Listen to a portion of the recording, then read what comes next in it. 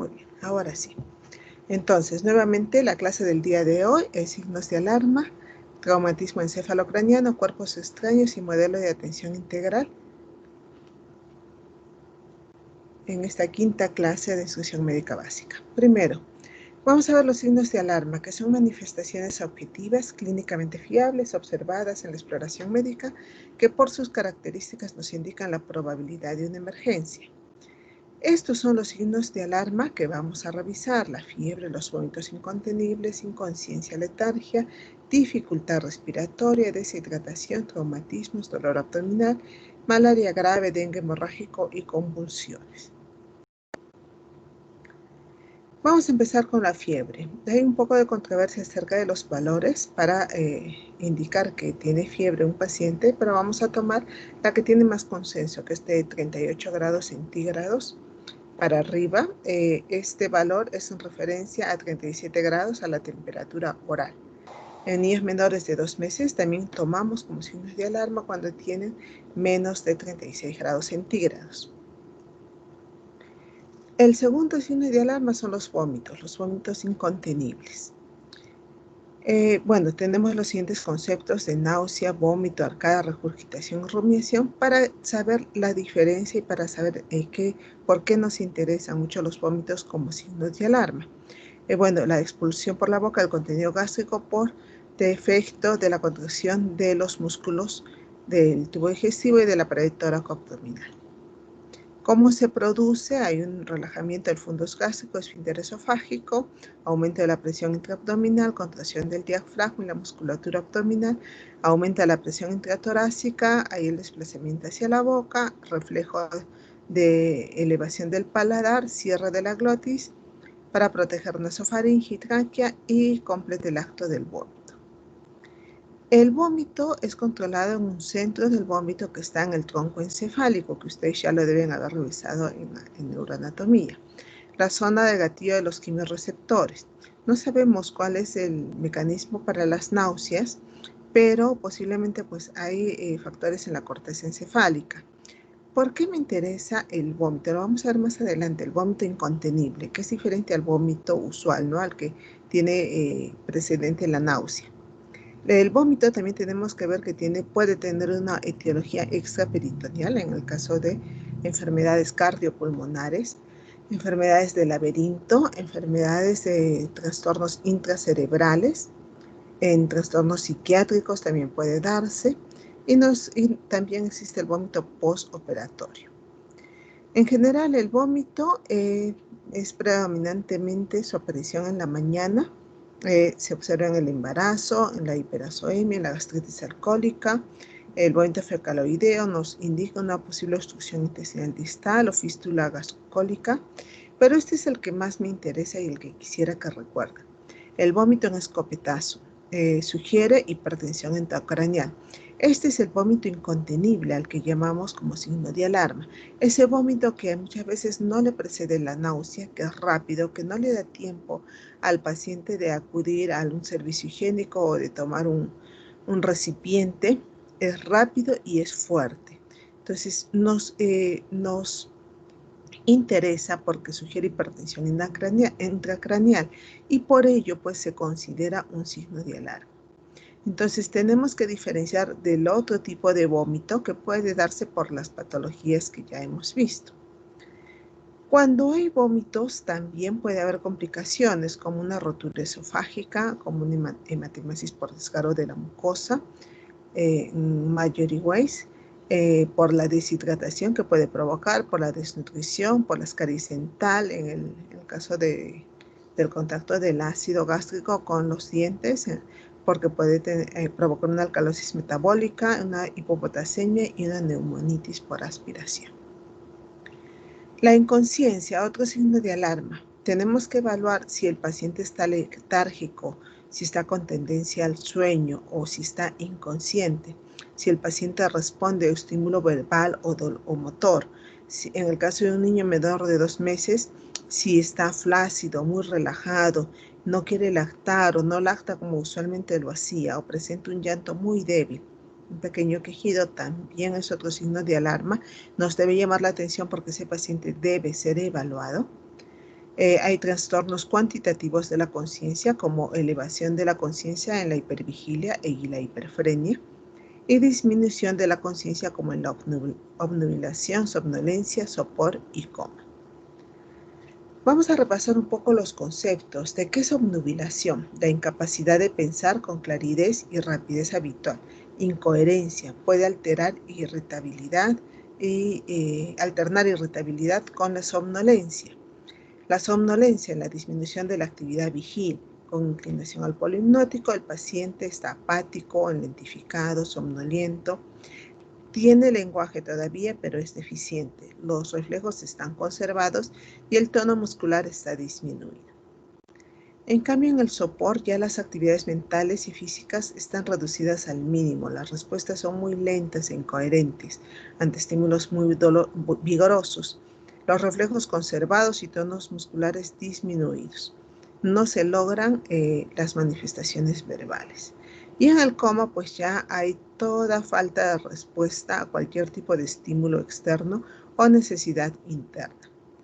No se puede despertar, desaparecen los reflejos corneales, faringios, pupilares, osteotendinosos, el tono está demasiado disminuido, tiene formas prolongadas de suspensión global de conciencia y hay alteraciones, puede llegar a alteraciones de la respiración. El siguiente signo de alarma es la tos y dificultad respiratoria, que ya lo hemos visto en clases anteriores, en infecciones respiratorias agudas. ¿Qué nos interesa de aquí? Pues la respiración rápida, ¿no? Que tenga, de acuerdo a la edad, una taquipnea. Los valores ya los hemos repasado anteriormente. Y este es quizás uno de los signos de alarma más importantes para insuficiencia respiratoria. El tiraje subcostal, ¿no? Que es la retracción por debajo del último reborde costal cuando el niño está respirando, ¿no? Al momento de respirar hay una retracción inferior. Ese es el llamado tiraje subcostal y pues nos indica un signo de alarma. El siguiente signo de alarma es la diarrea y la deshidratación. Otro signo de alarma importante. Acá vemos cómo se realiza el signo del pliegue en niños. Recordamos de que no nos sirve este signo de pliegue en adultos mayores. El paciente está muy letárgico, yendo a la inconsciencia, rechaza los líquidos, está tan débil que ni siquiera puede beber los líquidos voluntariamente. Los signos de deshidratación también ya los hemos revisado anteriormente: boca seca, llanto sin lágrimas, signo de pliegue positivo, prostración y letárgico. Este cuadrito también ya lo hemos revisado anteriormente para ver cómo están los ojos, lágrimas, mucosas orales, condición general, la sed, signo del pliegue, para evaluar si el paciente necesita ser atendido inmediatamente, qué tipo de deshidratación tiene, leve, moderada o severa. En el caso de la severa, el paciente letárgico, inconsciente, bebe mal o ya no es capaz de beber. El signo del pliegue es muy lento, es más de 2 segundos, ¿no? En el cual ya utilizamos el plan C de rehidratación, hidratación parenteral. En la hidratación, en el caso del plan A, la hidratación oral, el líquido debe darse con las sales rehidratantes que tienen que digamos tienen la fórmula exacta para reponer el líquido y electrolitos al paciente. Administrar la cantidad adecuada al volumen de la pérdida, 1 taza por cada evacuación aproximadamente, con una cucharadita pequeña. Debe ser administrado desde el comienzo y mientras continúe la diarrea, ¿no? Entonces el pacientito se le administra una cucharadita, descansa 1 minuto, otra cucharadita y así sucesivamente, porque si le dan las sales de rehidratación, digamos, en un solo sorbo, buena cantidad, pues las puede vomitar por el mismo sabor desagradable. En el caso del plan B, ya perdido de 3 al 9% del peso corporal, administramos el suero oral más o menos a 100 miligramos por kilo de peso en dosis fraccionadas cada 30 minutos durante 4 horas. Si es que hay vómito, tenemos que esperar unos 10 minutos e intentar nuevamente la hidratación oral. Si mejora, pasa al plan A, reposición de líquidos, y si empeora, pues pasa al plan C, ¿no? Entonces, el éxito del plan B es tener la paciencia para dar poco a poco las sales de rehidratación al pacientito para que pueda darle tiempo a absorber el líquido y los electrolitos. Pero recuerden, si se da de golpe lo va a vomitar, porque si ustedes han probado o prueban las sales de rehidratación oral, pues el sabor no es muy agradable. El plan C, cuando se ha perdido más del 9% del peso corporal, durante la primera hora se dará 50 mililitros por kilo, la segunda 25 mililitros y la tercera 25 mililitros por kilo. En este caso tenemos que evaluar continuamente al paciente. Si no mejora, tenemos que aumentar la velocidad de la infusión. Cuando ya el paciente veamos que pueda beber, generalmente esto sucede de 2 a 3 horas de tratamiento parenteral, pues pasamos al plan B para intentar primero la administración de sales de rehidratación oral a 25 mililitros por kilo hora, mientras se siguen líquidos intravenosos. Si el paciente ya puede tolerar las sales de rehidratación oral y ya se ha completado el tratamiento intravenoso, pues evaluamos a este paciente para ver si pasa al plan A o el B y se retira la venoclisis, ¿no? Si no es así, pues se ve si es que es necesario repetir el plan C. Si se selecciona este, se observa durante 2 horas más para asegurarnos de que el encargado del paciente pues pueda mantener o pueda seguir con las sales de rehidratación oral o lo puede alimentar en su domicilio, ¿no? Entonces, este es el tratamiento de los diferentes planes de deshidratación en el caso de deshidratación. El siguiente signo de alarma es el traumatismo grave, que también ya hemos tocado algo de este tema anteriormente. Acá vamos a ver los principales tipos de traumatismo: fracturas, esguinces, luxaciones, distensiones musculares. En el caso de las fracturas ya los vimos también en una clase anterior. Esto es una foto de una fractura.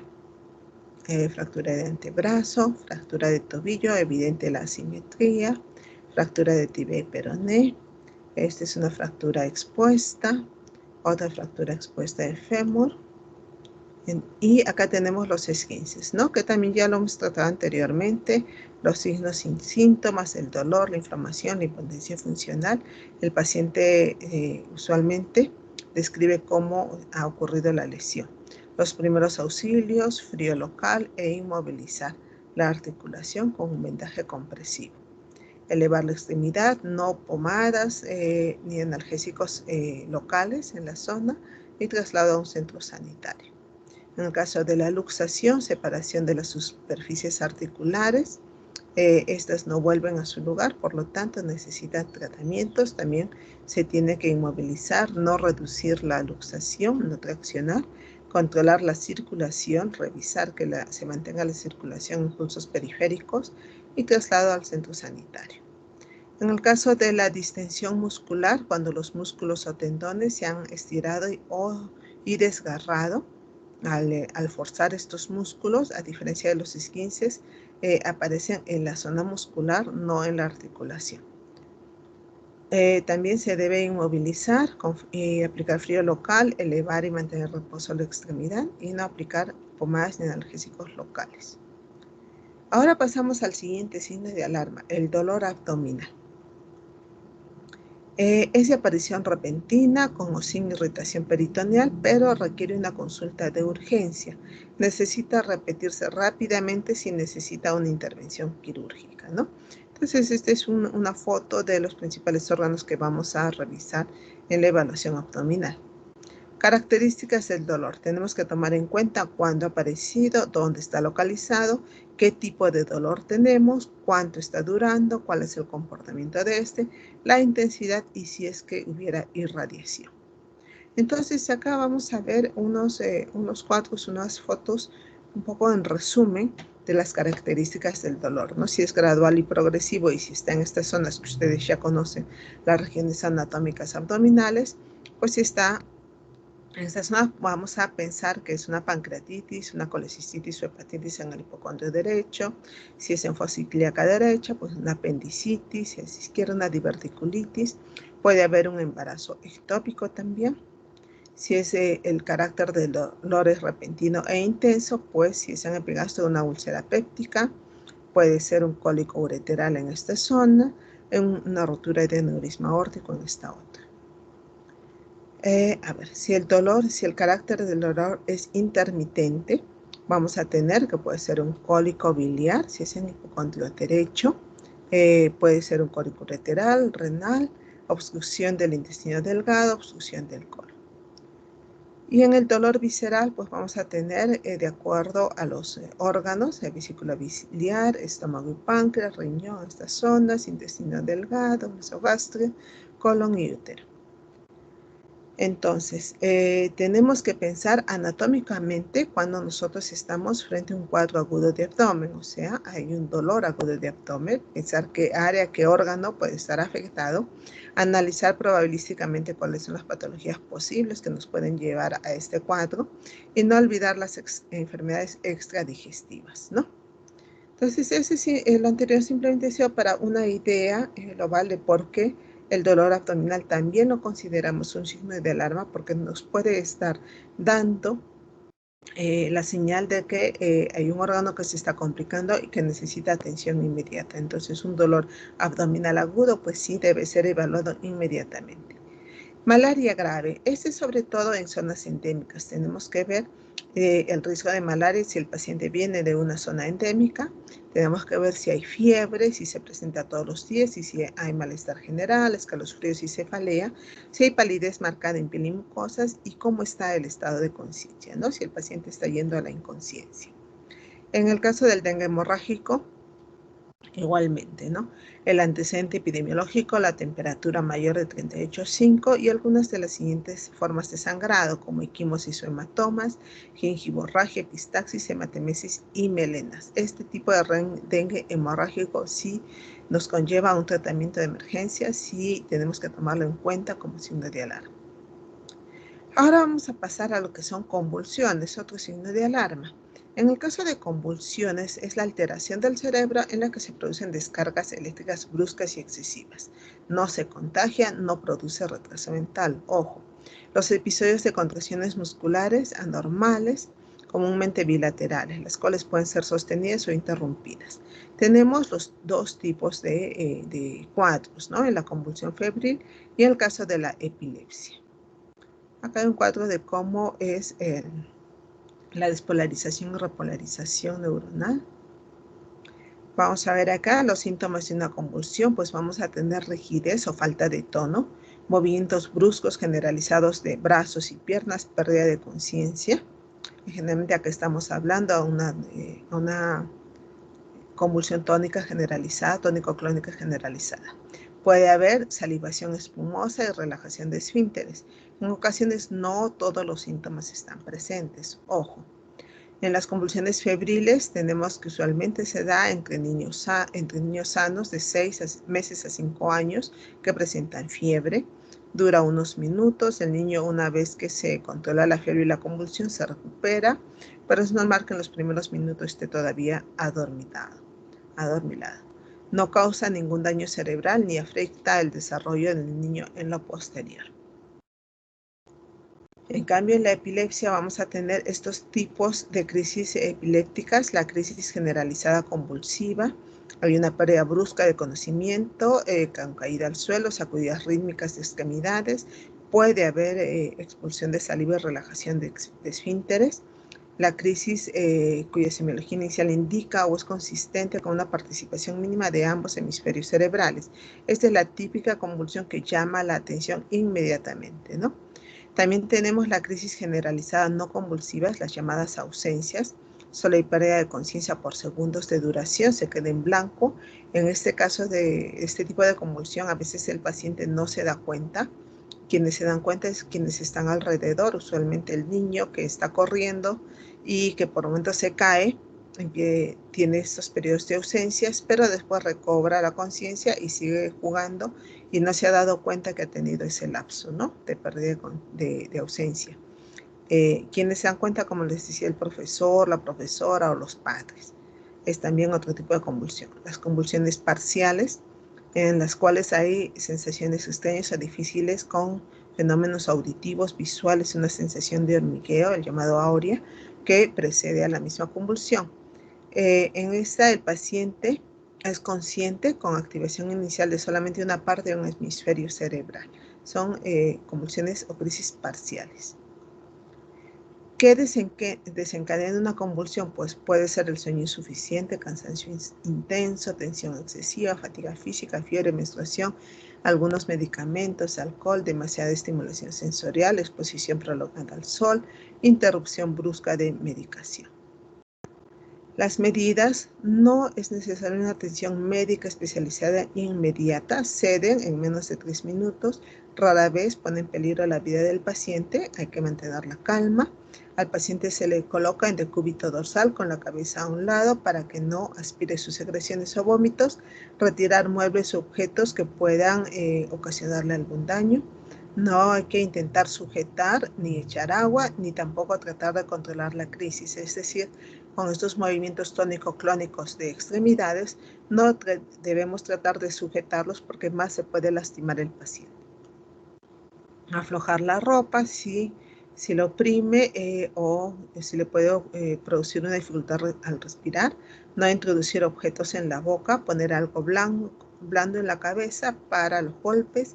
Si tenemos un reloj, medir cuánto dura la convulsión, permanecer al lado del paciente hasta que termine y vuelva a recuperar la conciencia. Me parece que en convulsiones también ya lo han tocado un poco más a fondo en las prácticas. Ahora vamos a ver lo que son los traumatismos encefalocranianos. Estos traumatismos que son muy comunes por una agresión en el cráneo, en la cual se puede lesionar directa o indirectamente en mayor o menor grado las estructuras craneoencefálicas. Vamos a ver que el 2 al 10% de los pacientes con traumatismo encefalocraniano pues tienen una lesión cervical asociada. Los mecanismos de trauma son con la cabeza inmóvil, usualmente produce fracturas o hundimientos, con la cabeza en movimiento, chocando contra un objeto inmóvil, o cuando existe una herida por penetración de objetos que lesionan el encéfalo. Esta es la famosa escala de Glasgow. Esto, por favor, lo van a ver de ahora en adelante. Esto nos va a ayudar mucho en la evaluación neurológica del paciente. Evalúa pues la apertura ocular, la mejor respuesta motora y la respuesta verbal. Tenemos acá la puntuación de acuerdo a cómo encontremos la apertura ocular, espontánea, al estímulo verbal, al dolor o ninguna, igual a motora, igual la verbal. Tenemos que el puntaje de la escala va desde la menor apertura ocular hasta positivo mayor respuesta motora e igual en la respuesta verbal. La mejor, digamos, el mejor puntaje que podemos encontrar es el 15 y el peor puntaje es el 3. Entonces vamos a ver acá qué significa cada una de ellas. En función a esta escala vamos a diferenciar los traumatismos encefalocranianos leves, moderados y graves, ¿no? Uno leve va a tener una puntuación Glasgow de 14 a 15, un moderado va a tener de 13 a 9 y un grave pues va a tener una puntuación Glasgow menor de 9, ¿no? Entonces por eso, por favor, recuerden de que se trata la escala de Glasgow como me ayuda en la clasificación del tipo de traumatismo que voy a diagnosticar. En el caso del traumatismo leve, va a haber presencia de síntomas como pérdida de conciencia, amnesia, cefalea holocranial, vómitos incoercibles, agitación, alteración del estado mental. Va a diferenciar el TEC leve de un impacto craneal sin importancia que permanecería asintomático tras el golpe y durante la asistencia médica. Estos pacientitos deben estar en observación 24 horas después del golpe. Si existen antecedentes de toma de anticoagulantes o intervención neuroquirúrgica, pues tenemos que tomarlo en cuenta, ¿no? Un Glasgow de 14 en mayor de 60 años o crisis convulsiva tras el traumatismo tienen mayor probabilidad de riesgo de lesión intracraneal. En una moderada, pues ya necesitamos hacer más estudio como un scan tomográfico y observación hospitalaria, a pesar de que el scan salga normal.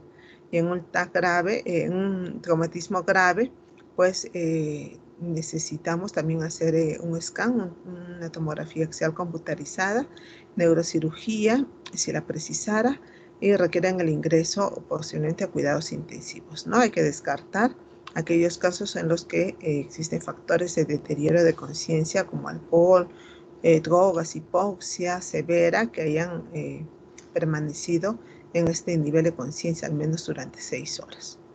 Los tipos de lesiones en las fracturas de bóveda craneal, que era el último mecanismo, pues una fractura cerrada, una fisura, fractura con hundimiento, una fractura expuesta o una fractura conminuta, ¿no? Son los tipos de lesiones de las fracturas de bóveda craneal.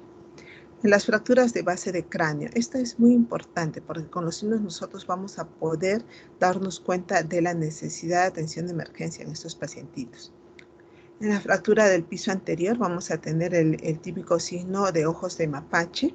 Necesitamos, como lo ven acá en la figura, reposo absoluto en cama, observación de acuerdo a los síntomas y el uso de analgésicos. Si se trata de una fractura grave por el riesgo inminente de rasgadura de arterias vitales, ¿no? Con sangrado, cuyo sangrado sería mortal. El signo de Patel acá se manifiesta por una otorragia u otorrea, acá vamos a ver, en la zona preauricular. Tarda unas 8 semanas en sanar. El tratamiento exige observación, uso profiláctico de antibióticos, ¿no? Con reposo en cama. A ver, acá la fractura del piso posterior, el signo clásico, vamos a ver que va a presentar una equimosis en el velo del paladar. Tratamiento es médico con reposo en cama y tenemos que hacer los scans para comprobarlo, ¿no? El pronóstico es grave, tenemos que tener mucho cuidado también con estos pacientes. Entonces, el traumatismo encefalocraniano nos puede llevar a una hemorragia extradural con sangrado rápido, un hematoma, un aumento de la presión intracraneal y una lesión cerebral adicional, ¿no? Los exámenes que nos ayudan son la tomografía axial computarizada, la resonancia magnética. Estos scans nos ayudan mucho para diagnosticar la gravedad de este traumatismo. Puede llegar a haber un hematoma subdural. En este caso va a haber una ruptura de las venas comunicantes entre la corteza cerebral y la dura madre. Generalmente está más en las regiones de contragolpe, como lesiones hiperdensas y yuxtaóseas en la tomografía, en forma de semiluna y bordes menos nítidos que el anterior. Su localización usualmente es más frecuente en la zona parietal, ¿no? Hay acumulación de sangre debajo de la dura madre, como vemos acá. Es de origen venoso, por ello da más tiempo para el tratamiento, ¿no? Este tiempo está en dependencia de la atrofia cortical que el paciente presente, ya que la sangre acumulada en ese tipo puede no dar muchos signos, o lo más común es de 6 horas en adelante. Es grave porque sí pone en peligro la vida del paciente, ¿no? La solución va a ser quirúrgica, evidentemente. La hemorragia intraparenquimatosa, como vemos acá y como vemos en las imágenes de tomografía, la lesión y síntomas dependen del sitio de sangrado dentro del parénquima, ¿no? Así como su extensión, depende en qué parte del cerebro esté esta hemorragia para ver los signos y síntomas que presente. En un paciente delicado a grave, el grado de incapacidad o muerte está relacionado con el sitio y la extensión de daño. Hemorragia intraventricular es evidente en la tomografía. Dentro de las cavidades intraventriculares puede abarcar ventrículos laterales derecho e izquierdo. De ahí puede ir al tercer ventrículo, al acueducto silvio, llegar al cuarto ventrículo. Puede haber hidrocefalia obstructiva, urgencia neurológica de rápida evolución. También es una emergencia. Ahora vamos a seguir con lo que son cuerpos extraños. Cuerpos extraños, cualquier elemento ajeno que entra a través de las vías aéreas como nariz, orofaringe, laringe, tráquea, bronquios, pulmón, impidiendo su funcionamiento normal. Los signos de la obstrucción. Mecánica completa en orden sucesivo. Va a haber enrojecimiento, congestión facial, gran esfuerzo respiratorio, taquicardia, cianosis, diaforesis, pérdida de conciencia, bradicardia, paro cardíaco y finalmente la muerte, ¿no?